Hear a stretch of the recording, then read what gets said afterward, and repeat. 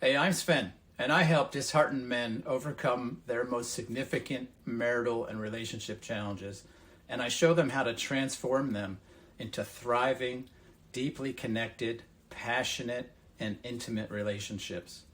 In that work, I oftentimes encounter men who are extremely conflict avoidant.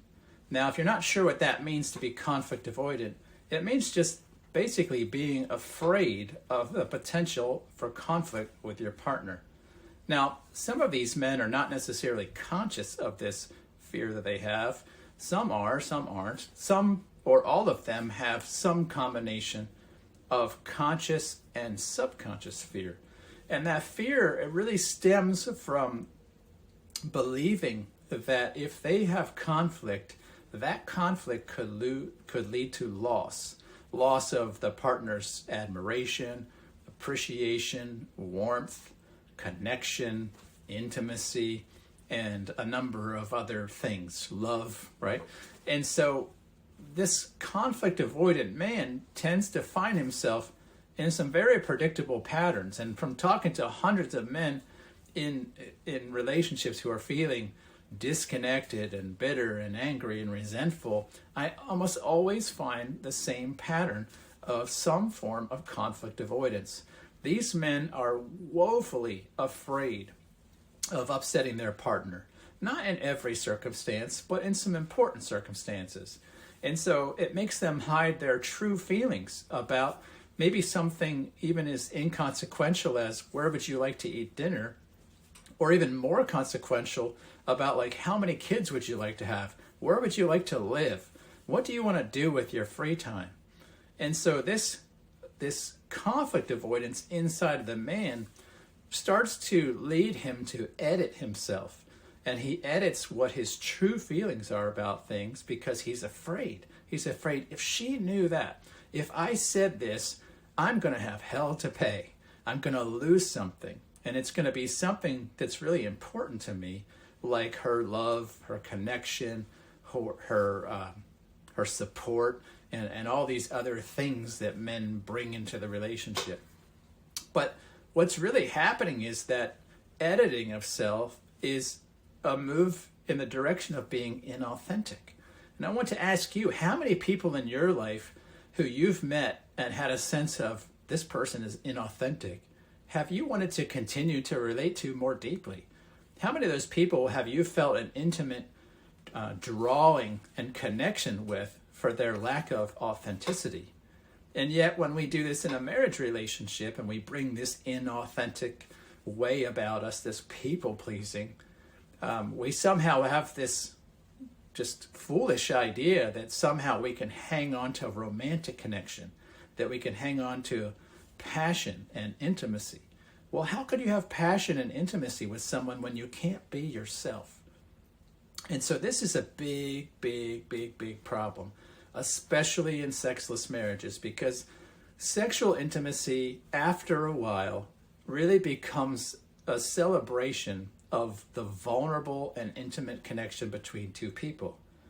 But to become inauthentic is a move away from vulnerability. You see, if I can't be me, then I'm hiding. I'm actually offering a version of me to my spouse that's not real. It's the version of me that I think that they will approve.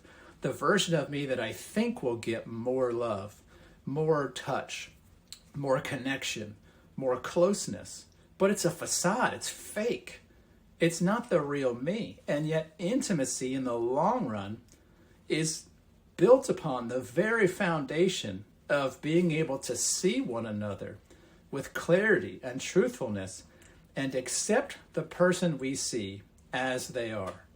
Now, this is why it erodes intimacy in a marriage. When a man is conflict avoidant, he's afraid to be himself. He's afraid to be metaphorically naked before his partner. And because he's afraid to be naked, that also invites a reciprocity in the relationship, where a woman might say, well, if you're not going to be yourself, I don't know that I could trust you with myself. And you start to drift. You start to have a disconnection between both parties. Meanwhile, the man is interpreting that disconnection, that pulling away, as evidence that his partner is out of love with him, doesn't like him, doesn't approve him. And so he grows more afraid. He grows more insecure. And as a result, he grows more inauthentic. Now, this is where it just gets really devilish as a process, because the more inauthentic we are, the less vulnerability and intimacy we are creating. And with that comes the resentment that we're not experiencing the intimacy and vulnerability and connection we want. And yet we don't see it as actually a problem with me. We start to see it as a problem with our partner. If she would only give me this, if she would only give me that. And that's just a rubbish idea. I know what it's like to feel this way. I know why men feel this way, but it's actually the wrong answer. We don't have intimacy and connection because in that moment, we are fearful, we're anxious, we're inauthentic, and we're resentful. Now, you tell me, how sexually attractive is a person who's fearful, anxious, inauthentic, and filled with resentment? What kind of woman wants to be sexually available and penetrated by a man who's walking around with that kind of energy? See, that's what's doing it. It's the conflict-avoidant inauthenticity, our editing, our false self, and this unwillingness just to be ourselves and to own who we are, what we want, and what we don't want, no matter who has a problem with that or how it lands on them. And this is why men who are struggling with being people pleasers are doing so. They're afraid of the consequences of the very things that they hold dear and true on the inside. Now that shows up in, like I said, lots of little ways. It shows up as indecisiveness. It shows up as placating and people pleasing. But in the long run, all of that works to undermine the things that not just the man wants, but the thing his partner wants too. She doesn't want to be in a relationship with a man who can't own himself, who can't be honest about what he wants. Now, she might have an objection to what you and I want, and that's okay. I'm not responsible to manage the responses of other people to my truth.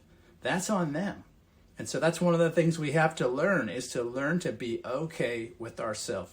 And so the very first step in overcoming this mess that conflict avoidance starts to create in us is to learn to accept ourselves. And that is a deeper topic than I can get into in one video, but to learn to accept self means we learn to start being the person who approves ourselves.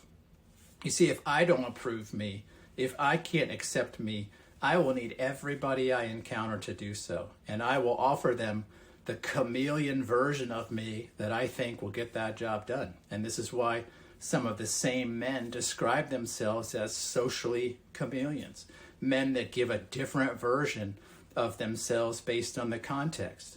What they're really actually experiencing is their ego. Their ego is saying, this is the set of ways of being that will get this person or these people to approve me. And so that man will act it out. He'll play the part. He'll put on some imposter facade version of himself in an attempt to get those people to approve him.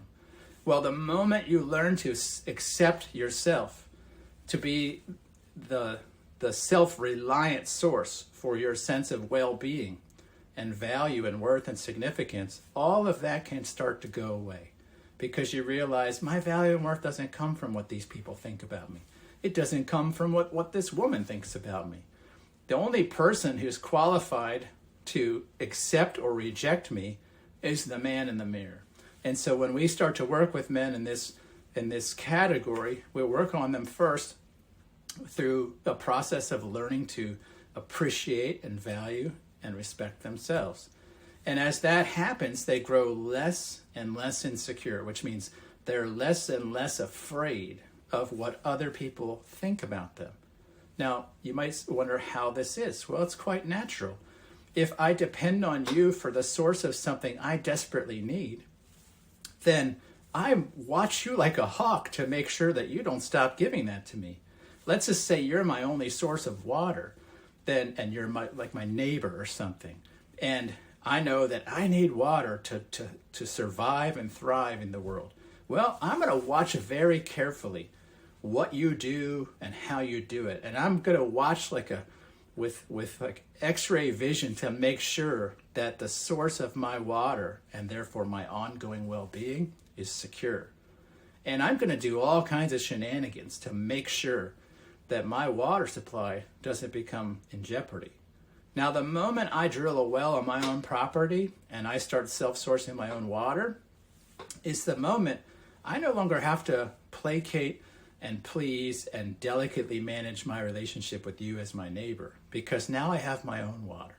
And this is exactly the kind of process a man has to go through internally. He has to move from sourcing all these things outside of him to sourcing them inside of him. And by doing that, he takes away the need to manage all these very complex ways of keeping other people happy. He can immediately be freed from having to avoid conflict, from having to avoid authenticity and truth. And instead, he can breathe easy because he doesn't have to give all this energy to keeping all these miscellaneous sources in his life happy. And so as we do that, that man's sense of security improves. His sense of well-being, his fear goes way down. His anxiety goes way down. The other thing that happens, and this is probably the most beneficial part in a relationship, is that all of the resentment that he has towards the other person who he didn't like how they managed his need starts to also go away.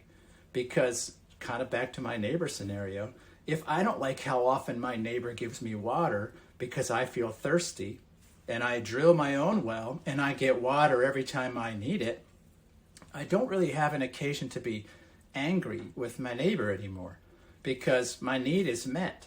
I can't really critique and judge, or have no reason to critique and judge, how often and how my neighbor gives me that water. And so the resentment goes way, way, way, way down in this relationship. And now you have a man who's secure. He's no longer afraid. He's no longer anxious. He's authentic, and he has no more resentment. Now you tell me, how sexually attractive is that? How willing is a woman to be penetrated by a man who is completely okay with himself, who's confident in who he is and what he has to offer as a man, who's not bitter, who's not angry, and who's not resentful? And this process is what reverses this nasty, disconnected, resentful mess that people find themselves in. Now, I'm going to talk to you as a man for a moment. If you're the man in such a relationship, I want to challenge you to go first. You might have this idea, well, what about her? When is she going to do this? Well, listen, forget about that. That's not helpful. You could sit around the rest of your life in this Mexican standoff waiting for somebody to change their behavior, or you could simply decide to walk in a new direction. You could decide, you know what, regardless of what she does, I don't want to feel like this. I don't want to edit my authentic truth. I don't want to be in a place of resentment anymore. I don't want to edit myself for other people. I don't want to be a chameleon. I want to be clear about who I am, what I like, what I don't like, what my value, worth, and significance is, and who I am in the world. And that is going to be a hard thing for a lot of men. And so if any of this video has resonated with you, I want to invite you just to reach out and connect with me. There should be a link below this video where you can set up a totally free session with me. We'll have a call. We'll talk about you, what's going on in your life. We'll talk about issues like this. We'll have a deep conversation, perhaps one of the deepest, most connected conversations you've ever had with a man. And there will be no sales pitch, no special offers, and we'll just get to know each other.